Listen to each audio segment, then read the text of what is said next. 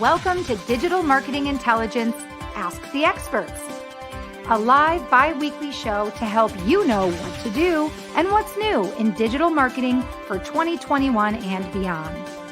Ask questions, suggest topics, and grow faster with actionable insights and proven strategies from the world's leading experts.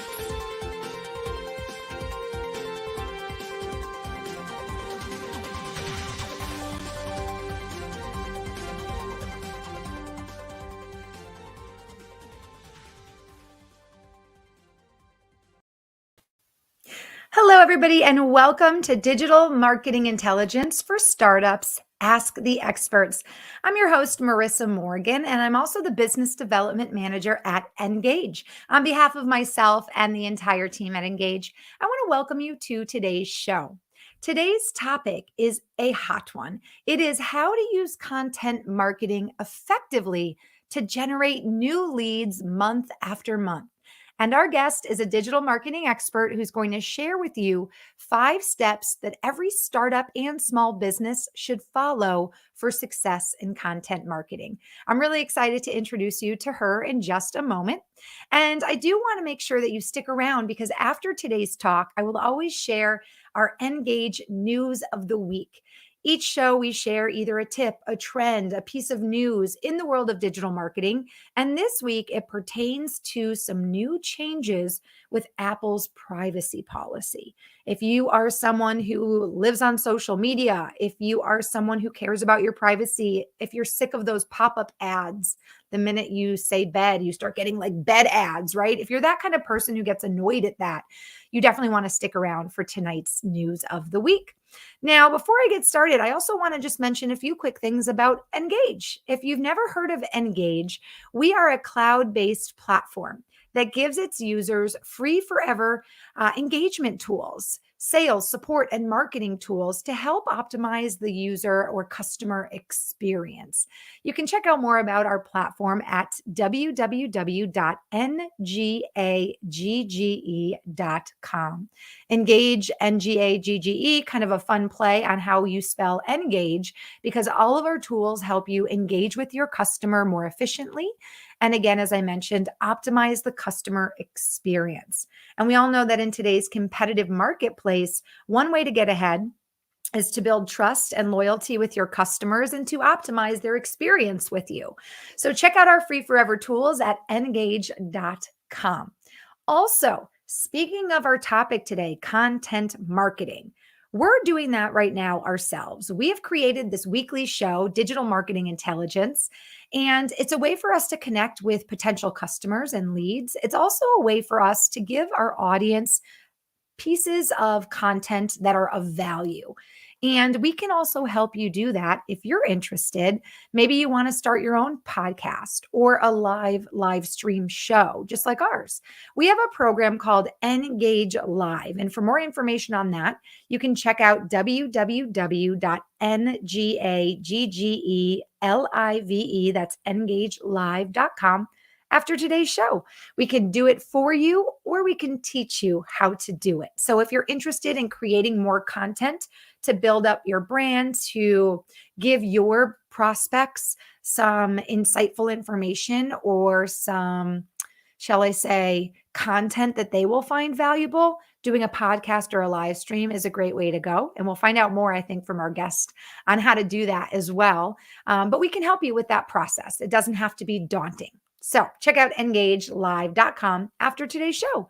Okay, without further ado, I'd love to introduce you to today's special guest expert. She is joining us from the windy city of Chicago. She is a busy mom of 2 boys and a busy mom of 2 dogs with Halloween around the corner. I think it'd be fun to share with you that she has shared with me that she's officially Halloween obsessed. And apparently this year she has 3 costumes in the works. Now, I know the show is about digital marketing, but I think it's so much fun to share little fun facts about our guests. So I do want to share that with you, and we'll find out more about that in a moment. But Sarah Noel Block works with time-strapped marketers and business owners to build high-impact marketing without increasing headcount. She'll share more about that in just a moment as well. She uses her tested and proven framework to streamline content marketing, social media, and email marketing through smart systems. If you're interested in optimizing your marketing with Tiny Marketing, that's the name of her company, you can learn more on her website, and I'll share that after today's talk. Please join in our conversation. We are live right now on LinkedIn Live. We're also on YouTube and Facebook. If you have any questions or comments for Sarah, or you just want to say hello, drop us a comment in the comment section. We'd love to interact with you. Sarah, welcome to today's show. Thank you so much for being our guest expert. Thank you for having me on. I'm excited. And I I'm didn't excited you're realize. here. I know, I feel like we have a lot to talk about, and we're definitely going to get to the nuts and bolts of content marketing and how to use it to grow your leads. But before we do that, I mean, you left me hanging. I want to hear all about your Halloween obsession. And I'd love to hear, with Halloween around the corner, what costumes you have geared up for this year. Yes, I truly am Halloween obsessed. You'll find me listening to a paranormal podcast pretty much all Nice. times of the year. But this year I really went all out with COVID last year, and we couldn't do as much with Halloween. So I have 3 costumes this year. We're doing a lot of different Halloween events. I'm going to be Luna Lovegood. And then I have Captain Marvel. Hold And on. Back up. Luna Lovegood. yeah, from Harry Potter. Okay. Got the I have lion never. head and everything. Okay, I'm not a Harry Potter fan, so look at me getting a lesson. Okay, so Luna Lovegood. Lunar Lovegood. Okay, and then what was the second one? Captain Marvel. Captain Marvel. Okay. And then a Bears obsessed witch. We're going to the Bears game on Halloween, so I will be dressed half witch, half Bears fan. That's super, super fun. Now, how long ago did this Halloween obsession start? I don't know, birth maybe? I think birth. Nice, nice. Well, if you guys are just joining us, I want to welcome you to today's show. I also want to invite you to share the link to our live interactive talk right now to your LinkedIn page. I'm actually doing that right now. Sarah, do you want to speak for a moment before we get into our, the nuts and bolts of our talk about the benefits of sharing other people's content to your page while I share? Do you want to share your thoughts on that? I'd love to hear what you think about sharing other people's content as a way to engage with leads. Well, I think that's a huge way to do it. Whenever you're sharing other people's content, you are boosting them and you're giving them a spotlight that they appreciate. And there will be, even if there's no intention or reason behind it, there will be reciprocation because you are giving them a platform. So I always think that adding value for your audience by sharing other people's content is important. And it also gives other people a little boost in their own content. That's always our goal, is to get the best distribution plan in place when we're creating new content. I agree. And I just did that. I shared our show to my personal page. So take a moment, share the link, let your network know what you're interested in, and give Sarah and our company Engage a chance to maybe reach out to your followers. So Sarah, you are, and I'm not going to use this lightly, you're the queen of content marketing. Let's just face it. Oh, well, okay. Okay, girl. So we're excited to hear about your insights and some actionable takeaways you'll be able to share with us. Maybe some examples of clients that you've helped, maybe some of the problems they've had too, in terms of where they needed help with content marketing. But for all intents and purposes, for those of you watching live on LinkedIn, or those of you watching the replay or listening on the podcast, I want to share with you a quick outline of what today's talk will look like with Sarah. So today we're talking about how to use content marketing to generate new leads month after month. So we'll talk about generating leads using podcasting. I think that's obviously a go-to bullet point for any talk about content marketing. We'll talk about connecting with prospects using your blog. I have never been one to blog, but there are many blogs that I follow, and I actually read Sarah's and found it to be so incredibly, packed with information. So we'll talk about blogs a little bit. Then we'll talk about building relationships with prospects using your live stream, which is something that we do. Speaking of like talking the talk and walking the walk, that's what we do with our live stream. We'll talk about reaching out to prospects during the content creation phase. And Sarah, one thing I want to talk to you about is this idea of prospects versus like, you know, cold leads, right? So with your content marketing, we'll talk a little bit about reaching out to people that might be in your pipeline, which is one type of a lead, people you already know, maybe you already have their email address, maybe you can use them in your content versus, reaching new prospects. So I do want to talk a little bit about that with you as well. And then we'll talk about following up with prospects after you've published your content marketing. So Sarah, let's kick off the talk with our topic of specifically podcasting, how to gain leads using the forum of podcasting. What has been your experience with podcasting? Yes. So you can do it a couple different ways. If you own the podcast, it's your podcast. I actually just interviewed Pat Helmers, who's an expert in business podcasting, and he always recommends that you invite people who you would want to work with on your podcast as the interviewee. So you start to build that relationship during that discovery phase when you're starting to talk to them about the podcast. You're not going in and pitching them immediately because that's always kind of a turnoff. What you're doing instead is building a relationship, and you get to know them a little bit and you get to know their problems when you're having this conversation in the podcast. And then in the end, you'll start to build more of a relationship. And in that period of time when you hit stop record, you can have more of a conversation about what you do so they're aware of how you can serve them. But it's not like a hard pitch. It's more of relationship building with someone that you would want to work with. That makes a lot of sense. So first and foremost, if you own your podcast, you're targeting people that you think would be great clients of yours, like you said, or people you want to work with. So that makes sense. That makes a lot of sense. And then you're almost using the podcast conversation, which might be slightly scripted, right? Or it might be interview style, or maybe it'll just be a little bit more of a candid conversation, but you're using that opportunity to get to know your potential prospect or client better. And obviously you're giving them a chance to share what they do and how they can help other people. But in that, it's almost this, dual serving purpose. You're giving them discovery phase. Yeah, it's the discovery phase. I like that. That's smart. And then after the podcast is kind of officially wrapped, if you want to say, you can use that time to almost do what you would do if you were at a networking event, that was like a really great talk. I liked these points you gave, or, I'd love to follow up with you on this one thing, or, hey, your pain point was this. I think that my company might actually be able to help you in some way.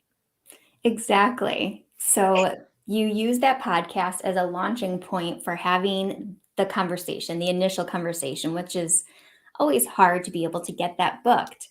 But when you're using a podcast, which is highlighting them, making them the star, then you can use it to begin a relationship, follow up with them afterwards, and you can convert it into a sale opportunity.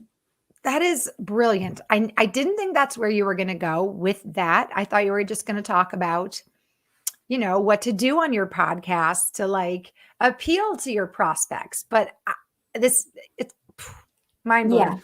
Yeah, it's like, I like to think of it like a hybrid of ABM, account-based marketing, and content marketing all in one. You identify those prospects that you want to work with, and you include them into your content creation process. So you don't have to wait until you hit publish to start generating leads. You can generate a lead while you're creating the content. Exactly. Boom. Mic drop. Love it. By the way, Sarah, I hope we don't lose you. I saw it kind of flicker a little bit. So I hope you don't lose me too. Yeah, no, you're good. If we lose you at all, I'm going to stay here and just chat with the audience. So just come right back in if something funky happens with our technology. Awesome. Okay. Tip number 1, use your podcast, if you're the owner, to actually create a new relationship with someone you want to work with. Invite someone on that you think would be a great client and maybe get to know their pain points through the conversation on the podcast. I love that. And you use can that as a networking opportunity. Exactly. And you can do that as a guest too. You can, like, so many businesses have their own podcasts. So if you identify the podcast with companies that you would want to work with, you can be on guest on those podcasts too and start that conversation that way. It could be either way. Great. That makes so much sense. Okay, next, moving on to connecting with prospects using your blog. How have you helped your clients connect with prospects by creating a blog for that client or helping that client to create their own blog? Yeah, so blogging is really, well, all content creation is like a holistic marketing journey where you need to look at the goals that you're trying to achieve and reverse engineer, build around that. So, when you're trying to generate leads from your blog, you need to look at the big picture and make sure that you're identifying the content clusters that make sense for your ideal audience. What are their pain points? What do they care about hearing about? And stick to those things. So you're known for those things. I literally talk about like 4 things on my blog, 4 topics. And then, build out the funnel. Make sure you have that lead generation, that lead gen in there, and have a CTA within every blog. And then the real big kicker is to bring that lead generation into the content creation process again and reach out to people that you want to work with, asking them for quotes, asking them for their insights that you'd want to include in your content. And once again, you are putting them in the place of being the hero, the star. You're spotlighting them. So they're happy to talk to you about that and share their insights. And you get to build that relationship again. And That's so then the great. follow Yeah. up. So again, it's an opportunity to use your content to reach people that are obviously like-minded. You mentioned being very narrow in your blog focus because that is the best way, obviously, to reach people and solve their pain points, being very narrow. But then reaching out to people to ask for their input on your blog, which again gives them a chance to be up on the soapbox and have the spotlight on them. And they're going to see that as obviously a benefit because then they get to promote their product or service or Mhm. their views on the topic at hand. Yeah. Plus, they get a backlink. And then you continue the conversation afterwards when you have like your distribution process that happens after you hit publish. You need to reach out to them, let them know that it's published and they have a backlink here. It's like using Harrow. If you've ever used Harrow for your content marketing, help a reporter out, you build relationships with those journalists and those bloggers. And a lot of times it's for this purpose. It's for Mhm. this. They want to sell to you in the end, but you're getting a backlink. And sometimes they do. Sometimes it works out. So smart. You are a smart cookie, Miss Sarah Noel Block. As we continue our talk, I think you're just really succinct at each, kind of point that we're exploring. So let me just take a moment too for people who may be joining us a little bit later here into the show. Would you like to share a little bit more about what Tiny Marketing does for your clients? Because you have a very unique, in my opinion, a very unique approach to helping people solve their pain points in digital marketing. Yeah, happy to share. So I create monthly content for my clients. They're all small marketing departments that don't have the resources to be able to create content internally. So I create your entire month of content, which would be, your content marketing, blogs, podcasts, live streams, your email marketing, and your social media copy and graphics. It's all done for you in a batch. So you get it all at the same time. And you get distribution checklists and everything just to set you up for success. So you know exactly what you need to do to succeed, and all of the content's created for you.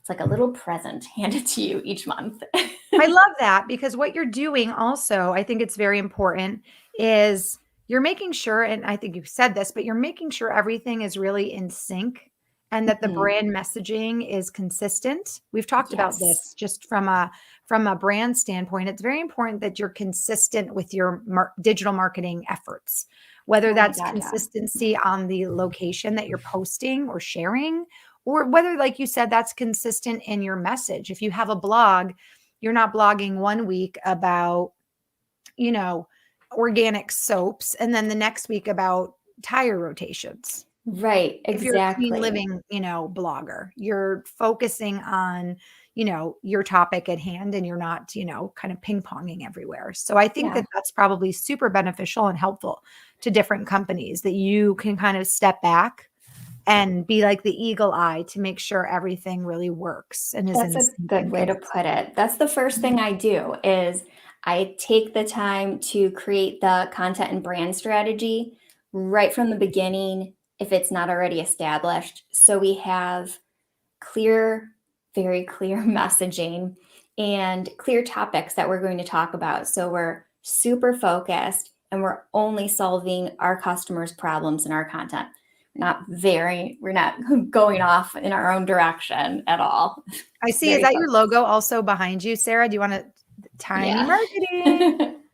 Very nice. Very nice. Well, we'll share your website in just a few minutes when we wrap up our talk. Let's talk now about building relationships with prospects using the live stream. That's something that we've been working on ourselves at Engage. And we have found it to be so successful because we've created really this amazing library of content in digital marketing. And we've had so many incredible guests, right, with unique experiences and unique insights on different topics that we've really given so much value to our audience in terms of almost like this continued educational platform. Mhm. And we've also been able to really connect with some of these consultants and coaches and, speakers or business strategists and be able to help them with some of their pain points as well. So tell me how you would, guide us to build relationships using a live stream.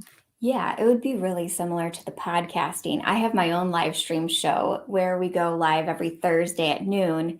And I've had the same experience where I have built the most amazing relationships with vendors, clients, everybody in between who has been on my show because it just gives me this opportunity to get them to know them on such a deeper level than I would normally know them. We have to talk about planning out the live stream. We have time to chitty chat before we go live.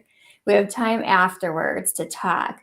And then we have the follow up with all of the distribution and promotion. It's such a wonderful opportunity to get to know people. And I've used my own live stream to, I've actually hired some of my guests, and some of them have hired me. And it's because of that, relationship building moment that you get when you have a live stream. Plus, you're offering so much important information and value to your audience at the same time. I really like your perspective on how we're using content marketing to create leads because you're taking it beyond what I think most people would traditionally think about, which is I'm creating content to Funnel. put it out there so someone sees it and picks up the phone or signs up for an email or joins my club or clicks on my website. But what you're saying is we need to kind of bring things back and start from the very inside of the creation of the content and Yeah. consider who you're involving in the content creation process because those people are almost if you do your kind of research early on and figure out the right people, they're almost a shoe-in to be, maybe not even always a client or a sale, but they may become allies to you in the Yeah. sense that they'll put you up in the spotlight and Yeah. yeah, you're so Exactly. smart. You get, you build amazing relationships this way. And, worst case scenario, they might refer you. They might just become a friend of yours. Yes. I- That doesn't sound like too bad. That doesn't sound too bad to me. We had a really great guest a couple weeks ago, Bruce Turkle. And when we got done with our show, he just said, "Marissa, you're such a good host, and this has been such a great experience. And I'm really excited. I got to talk about this topic. I'm passionate about it." And I said, "Bruce, I'm just so glad you had such a good experience." And he said, "Yeah, absolutely." He's like, "If you ever need, any referrals or, if you're ever looking for more guests." And I said, Yes, and it was just so great that organically somebody had a good experience and said, "Hey, I know 2 people." And it was funny because I'm in Minnesota. I know you're same time zone as me. That never happens with our show. Rarity. So go Central Time Zone. But, um, he literally said, "I know 2 people in your city that would love to come on the show, and I think that they would be, relevant in terms of the topic." And I was like, "Great." So it is true, and we've experienced this firsthand that you can easily build great working relationships. You can hire people, like you said. There's a gentleman that we've worked with that now is coming on board to our team as well. So firsthand experience with that. That's been awesome. It's been awesome. Yeah, it really works in so many different ways. A lot of my guests, I end up referring them to like leads that have come in that aren't a good fit for me. I will refer them because I trust them. That's another thing. Building leads from content marketing is all about creating trust, earning trust. And when you're doing a show like this and you're interviewing people, that's when trust is built. Having these conversations. Absolutely. Absolutely. Okay, this is one that I thought was interesting. You touched on it already a little bit, but reaching out to prospects during the content creation phase. Now, this is where I have like a question for you because, there is sometimes the word prospect, well, there's leads, right? And then there's prospects. I don't know. Sometimes leads, it's like you already, what do you see a difference between, I I guess, will the walk word? you through what my thoughts are on that. Tell me My everything. Tell me definition. everything. You're the expert. Help me out. Yes. So my definition, actually HubSpot's definition, because this is where, because I work with a lot of HubSpot clients. Prospects are people who have not submitted their email yet. So they are not official leads yet. They're people that you want in your network. They might follow you on LinkedIn, but they haven't converted on any pages yet. So that's a prospect. And then a lead is once they convert and they have submitted their email, then they're a lead. You could start doing your email marketing, and that's where all the magic happens. And then the discovery call, you've converted them and yet you get into the sales process. Okay, so a prospect is someone that you don't have their email. Yes. So let me ask you this then. If you don't, with the reaching out to prospects, do you mean maybe reaching out to leads? Because you'll probably need their email in order to reach out. Or do you? No, No? no. I mean, you can't convert a prospect to a lead without eventually having to have a conversation with them. Mm-hmm. I mean, unless they happen to download your ebook or join your webinar or whatever. So reach Right. out to them on LinkedIn. Use Rocket Reach and find their email to reach out Mm-hmm. to them. It's Mm-hmm. not like you're finding their email or reaching out to them to sell to them. You're reaching out to them to build a relationship and ask them to be on your show, your podcast, or blog. They're One happy to thing that hear you from you. shared too, I liked this. Yeah. Like the blog example, you said it's so great when you can reach out to somebody, a prospect, and ask for input or a quote or like a testimonial or something that because you want to add it to your blog. I thought that was such a good idea because that's something I'd never thought of. But most people always think of creating the content as this isolated thing, right? Mhm. And then publishing or posting the content as the isolated thing, and then seeing what happens. And what you're Yeah. saying is, no, no, no, no, no, that's all wrong. What you need to do is create this content and have that be kind of this cool ebb and flow thing that can involve and touch some of your prospects during that process. Yes. And then all through the process of posting or publishing, you're also reaching out, asking for feedback, and then after it's been published, also again, continuing it's almost like a dance versus this like stagnant step ladder of steps. Yeah. It's it's definitely has a flow to it. And I would say I've started doing this process because I'm a control freak.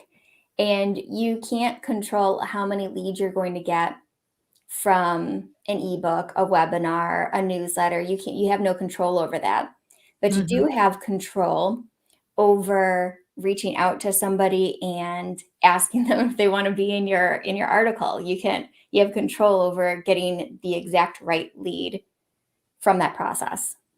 Very true. Very true. I'm so OCD too. So right now, social media has me kind of in a little bit of a tizzy because I'm very frustrated. I feel very frustrated at the algorithm thing. I feel like it's really hard now to get organic reach and organic likes because there's so many stipulations and limitations and rules. Yeah. Um, so have you seen, by the way, speaking of creating content in social media, have you seen companies hitting roadblocks because of some of the limitations and rules now that social media has put on how Yeah. far a video goes and things like that?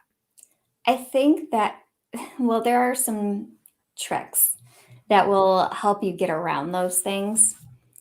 So, for example, on LinkedIn, company profiles don't get nearly as much reach as personal profiles, like Mhm. not even a fraction. Mhm. So, so if you create content, I always like to give it to my team first, ask them to publish it first, Okay. distribute it out, share it, and then repurpose it onto those company pages because you'll get a lot more reach that way. Oh, so like for Engage, me reposting a show and tagging Engage and then Engage sharing it on their company Mhm. page. Ah. Yeah.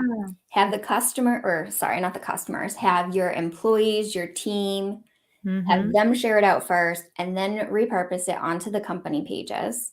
So that's one way to get around it because the algorithm favors personal profiles. Yeah, that's great. What And else? then, One more tip. yeah. um, Another one is the type of user you are. So, for example, on Instagram, you could be a business profile, you could be a creator profile, or just a personal profile. I think there's others, but those are the only ones I can think of right now. Mhm. And you get different reach depending on the type of profile you are. Hmm. So, you might be better off, even if you're a business, adjusting your profile so you're a creator officially through Instagram. You're a creator and you'll get more reach and you'll get additional features like different music available to you. You'll be able to swipe up, things like that. Nice. And same goes for LinkedIn. You can be a creator on LinkedIn. I am. And it gives me more reach. LinkedIn tries to boost my stuff because I create content for them. Mm. So there's actually an application. If you apply to be a creator on LinkedIn, you'll get more you'll get more attention on LinkedIn because they'll make sure you Interesting. see it. Yeah. Good tips. Great tips. Great insights. Because here's the thing, the idea is whether you're a business or a small business or a startup or a mid-sized business working on your social media world, your brand messaging, if you're creating content, it's because you want someone to see it. So Yeah. sometimes I think we need to just step back too and go, okay, great. Maybe I'm also not getting the success I, you know, expect because there are some things I need to navigate. And you just shared a couple great examples of things that we can navigate and adjust to potentially, expand our reach. Yeah. Yeah, I think Mm, I know it will definitely help because that's what I do. perfect. Well, let's finish up our conversation talking about this idea of following up with prospects post publish. Do you have any tips or suggestions on the best ways to follow up or things that you've done for clients that have proved successful? Yeah. Yeah. I I am also pretty OCD. Like, yes, it's like an ebb and a flow when I'm doing lead generation during content creation, Mhm. but when it comes to distribution, I've got my checklist. And I make sure to email my guests or anybody who is mentioned in a blog post and let them know it's out, send them the link. I'll even send them some promotional copy, social media variations, just to make it easy to be able Mhm. to share out. And then always make sure to tag them as either a speaker in the event or just in your LinkedIn post to identify that, hey, they contributed to this piece of content. and it'll boost them, it'll boost you, and they're more likely to share it out. I think one lesson that I've learned, and I know you'll agree, and I think shared or right in line, but making it as easy as possible Mhm. for a guest to turn around and reshare is what's going to make them inclined to do it. You know? Definitely. The easier, the better. It's like you can send all of the options to promote that you want, but tagging them in a post is probably the most likely way you're going to get extra True, true. engagement. From our experience, I'd say that that's definitely the case. Awesome. Yeah. These have all been some great tips. Is there anything else you'd like to share just in general on the topic of content marketing while you're here and captive with me? Hmm. I think that a lot of people miss the mark with content marketing because they create the piece of content and then they assume that everyone's just going to find it. So don't Mm, forget about that piece that happens after you hit publish and make sure you distribute it properly. Don't just post it once on social media, recycle those posts. It's evergreen content. You can post it as much as you want for as long as you want, as long as it's relevant. Make sure to tag people in the post that contributed to it or were involved in the piece in any way, and tag your team too to make sure that they see it and they promote it so it amplifies the reach. And always don't miss your email marketing. That's like your bread and butter. Your best salesperson is your mhm. email marketing. So make sure to promote your content marketing within your email marketing, and don't be afraid to spend a little bit of money. Do some boosts on social media. If Mhm. it's a value driven piece that you think that would work well for sponsored content in a publication or branded content, spend a little bit of money and get it put in there. And you could spend a little on Google search and get it to rank a little bit higher for the first month or so that you post it. Very cool, very So don't cool. forget distribution. Don't forget distribution. A lot of big tips from Tiny Marketing founder Sarah Noel Block. You've heard it here.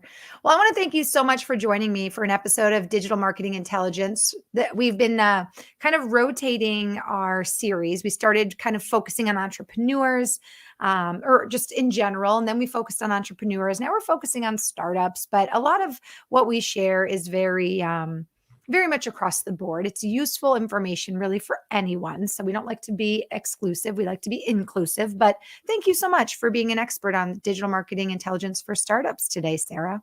Thank you for having me. It was fun. Oh, totally.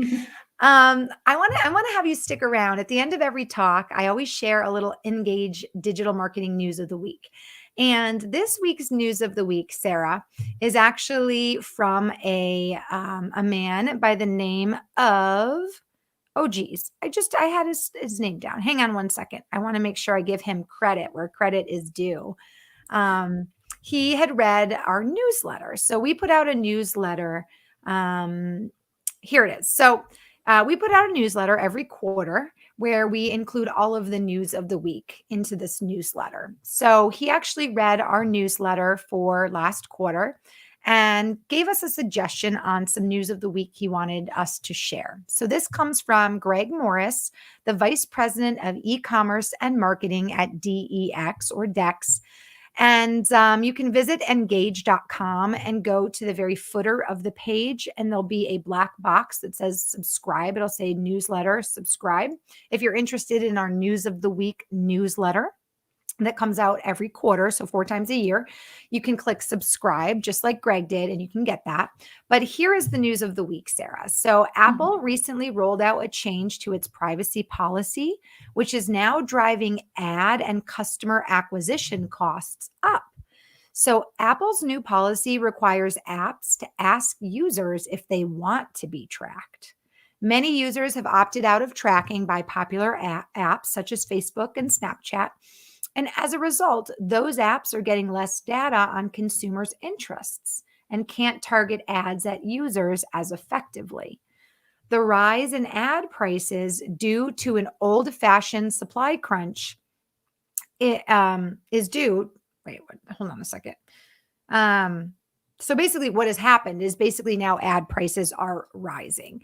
So Facebook's ad targeting relies partly on a piece of code called a pixel, which is embedded on more than 8 million websites. When someone visits a site, the pixel collects the user's information and sends it back to Facebook. For Apple users who now opt out of tracking, that information is now stuck in the pixel and it doesn't get sent back to Facebook. So now what's happening is the number of potential users that advertisers can target is shrinking. So now ad prices are going up. Just curious about your thoughts on that whole scenario and whether you're Yeah. someone who would opt out or just let yourself be tracked in social media apps. As a consumer, I love this and I'll definitely opt out. I just, I don't want the man following me. Right? um, but on the advertising front, I don't have a ton of opinions because I mainly work in organic inbound marketing. Right. But I recently had a conversation with Emily Ryan about this on my show. And we were talking about its effects on email marketing, which is something that I deal with every single day. And if you decide to opt out, then you're not getting as much data on email either. So if you have automated campaigns that are triggered by location, for example, or Mhm. open rate, it's not going to be accurate. Let me share. You shared with me the link, but I think this is great. I want to share the link to this video that you did. You guys can screenshot this. You can pop it up in your browser. Sarah, when we share the show, maybe you can even put this in the comment section. That way people can easily click it and Yeah. watch it. But this is a video what is it describing in the video? Is it how to kind of circumvent some of these changes? Yes. Well, yes. So it's how you need to tweak these campaigns to make it work with this new iOS update. So it's only affecting people who are Apple users, which is a lot of us, but still. Mhm. So only a portion of your email users that data is going to be off. But what Emily suggests you do is create a list that's just Apple users. So when you're pulling reports of your email successes, Okay. then you're excluding that group because it's not going to be accurate. It's going to show all of them as opened. So it's going to show your open rate really, really high. And your Okay. click through rate is going to be way off track and it'll look really, really low because your open rate is so much higher than it actually is. So when you are creating a campaign, instead of having it triggered off of a location, bummer, or open rate, have it triggered off of click-through rate. So if someone didn't click on a certain link, then they're triggered to get this next email. So you'll have to tweak it in that way to be able to combat it. Okay, that went over my head a little bit, but that's because you're the expert. But I do want to encourage you guys, if you're listening on the podcast, let me just go ahead and throw you the link. So you're going to go to youtube.com. It's going to be /watch V =42WUFGGCWHS @T =23S. It really just rolls off the tongue, and that's why I like Totally. I it. mean, if you didn't just catch that, you're too slow. No, just kidding. But I would suggest actually, if you're interested in watching this video, go to engage.com, click on the resources tab. You'll find the show library, find Sarah's show. Just watch that, scroll to the end, and we've put the link up for you there, and you can just screenshot it and grab it. Well, I want to thank you so much for all of this great information and insights. And I do want to share with you share with our audience how they can connect with you after today's show. So we always encourage our audience to connect on LinkedIn. And you can find Sarah at linkedin.com. And she is Sarah, SARAH. There is an H. Noel, NOEL, Block, BLOCK. With a middle name like Noel, I'm surprised you're Halloween obsessed. Are you Christmas obsessed too? I love Christmas. Yes. And you know what? It's SEO is the reason that I use my entire name, Sarah Noel Block, because nobody else shows up in Google but me. Perfect. Oh, that's so It's an smart. SEO choice. Smart. And let's talk about your website, sarahnoelblock.com. What can our audience find when they visit your website, Sarah? Tons of content. So I I'd write expect about, nothing less, Sarah, the king of yes, content marketing. yes, yes, yes. I write about four things. I write about marketing operations, how to streamline your systems, because I Okay. mainly work with small marketing departments. Mhm. Content marketing, obviously, email marketing, and social media marketing. And you'll be able to find buckets of live streams that are on demand now and blogs. And you can sign up for my email that goes out every Tuesday right there. Well, I'm excited. I know you're going to share the link to the show in your Mhm. newsletter going out next Tuesday, but I've read a few of Sarah's blogs. I'd highly suggest them. I'd highly recommend them. She is a great writer, and I'm saying that like in Oh, third thank person, like you. you're not right here. You're a great writer, Sarah. Very easy to understand, and you're really good at really capturing the points, which is good because I have a And short attention span, as do most people, right? thank you. So Thank you. you're And welcome. this topic that we talked about today, I wrote a blog post about, so that's available also. Great. Thank you so much, Sarah. You are a wonderful guest. We really appreciate your insights. And on behalf of myself and the entire team at Engage, thank you so much for joining us. Thank you. It was so much fun. Well, send pictures of your Halloween costumes. I can't wait to I see them. will. Thanks again. Thank you.